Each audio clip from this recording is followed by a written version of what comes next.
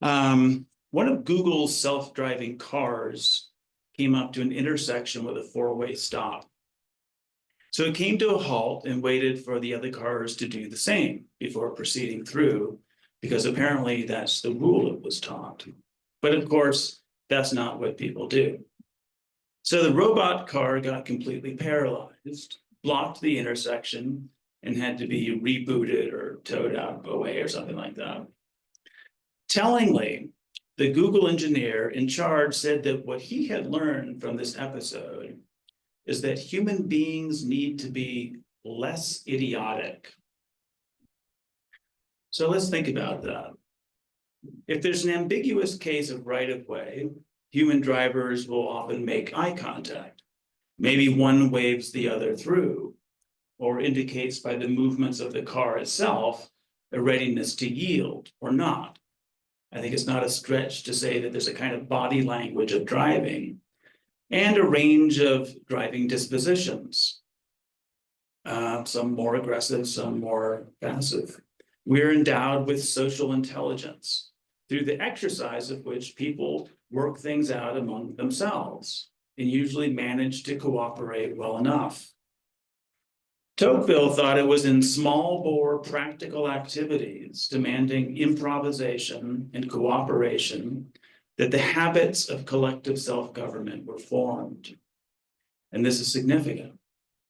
There's something that can aptly be called the democratic personality, and is cultivated not in civics class, but in the granular features of everyday life. But the social intelligence on display at that intersection was completely invisible to the Google guy. This too is significant. The premise behind the push for driverless cars, which by the way is not in response to consumer demand. Pew, polls people, and they're not really keen on this. It's very much a top-down project. The premise behind the push for driverless cars is that human beings are terrible drivers. This is one instance of a wider pattern. There's a tacit picture of the human being that guides our institutions and a shared intellectual DNA for the governing classes. It has various elements, but a common thread is a low regard for human beings. Now, maybe this Google guy was a classic software type, a little bit on the spectrum, who has a hard time perceiving social phenomena, such as the way an intersection actually works. But he needn't have been. He need only have been steeped in the prevailing account of how the human mind works, which is called the computational theory of mind.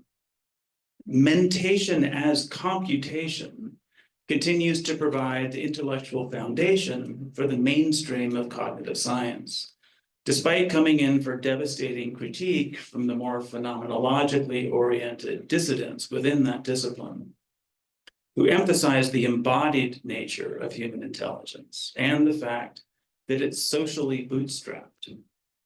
But as a zombie metaphor that can't be killed, mind as computer anchors the popular superstition and marketing hype according to which machines are said to have artificial intelligence, a term of mystification that carries a tacit assertion that what a binary computer does is something very like human intelligence.